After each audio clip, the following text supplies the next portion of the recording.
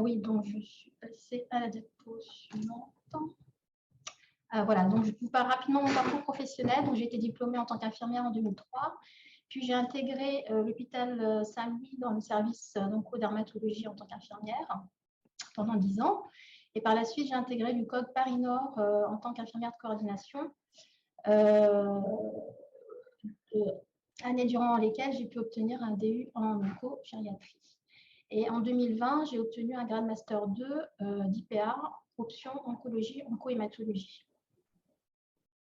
Donc, par la suite, j'ai intégré du coup le poste IPA au sein de l'équipe et nous avons écrit le protocole qui cadre toute l'activité. Et ici, vous avez les 5 items qui doivent apparaître dans le protocole, qui est signé entre l'IPA et le médecin.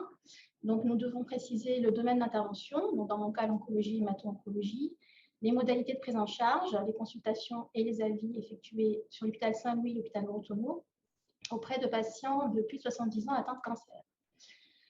Nous devons indiquer les modalités des échanges entre médecins et IPA. Dans mon cas, donc, cela se fait à travers des mails sécurisés, des points hebdomadaires, mais aussi téléphoniques. Et donc, je participe à la RCP d'oncologie médicale hebdomadaire. Il est indiqué aussi dans ce protocole les conditions de retour vers le médecin, entre autres à la demande du patient ou en cas de besoin.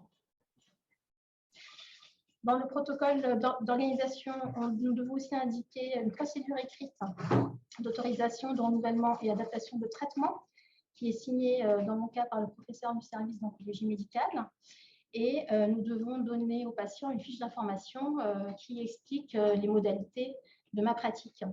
C'est juste une fiche d'information qui est signée par le médecin qui oriente le patient vers moi. Alors ici, vous avez un schéma qui reprend pas mal d'informations. Donc, en partant de la gauche, nous avons les patients de plus de 70-75 ans fragiles orientés vers l'oncogériatre. Dans un premier temps, l'oncogériatre peut me les envoyer dans le cadre d'un suivi alterné avec elle. Et ici, le suivi se fait en général tous les 3 à 6 mois.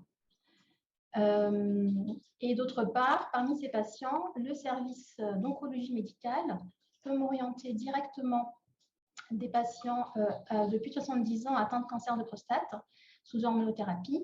Et dans ce cas, nous mettons en place un suivi alterné tous les 2 à 4 mois. Et la plupart du temps, je vois les patients à 1 mois après le début de leur traitement. De manière générale, c'est une prise en charge globale du patient que je mets en place. J'ai la possibilité de renouveler et adapter les doses des traitements de soins de support. Et plus spécialement pour les patients orientés par les oncologues, je peux être amenée à renouveler et adapter les doses de l'hormonothérapie. J'ai fait un petit point sur l'activité en 2022. J'ai fait 100 consultations, 67 avis en salle. La durée moyenne de mes consultations sont de 1 heure à 1 heure 30 et je peux voir jusqu'à 6 patients par semaine.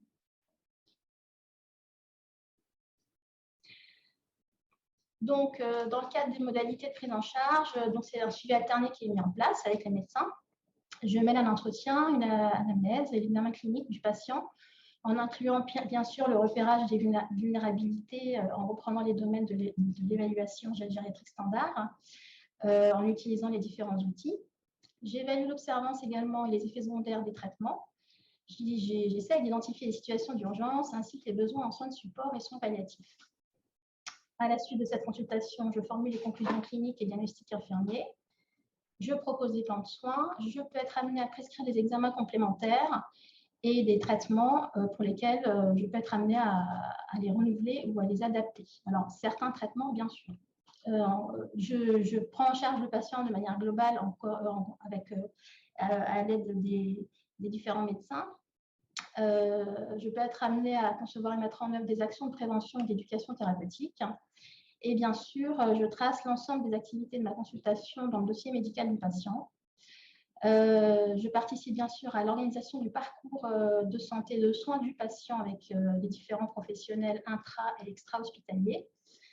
Je peux être amenée aussi, par exemple, à orienter le patient en hospitalisation, dans un service spécifique ou en USP, par exemple, si cela est nécessaire.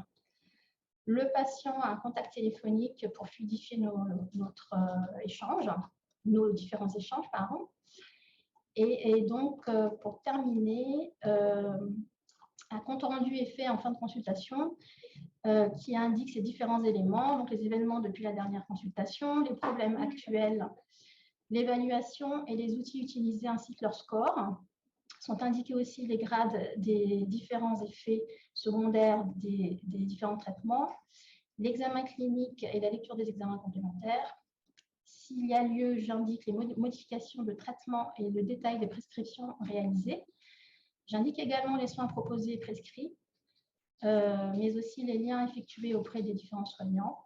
Et pour finir, le compte-rendu est envoyé au médecin traitant et au médecin référent hospitalier.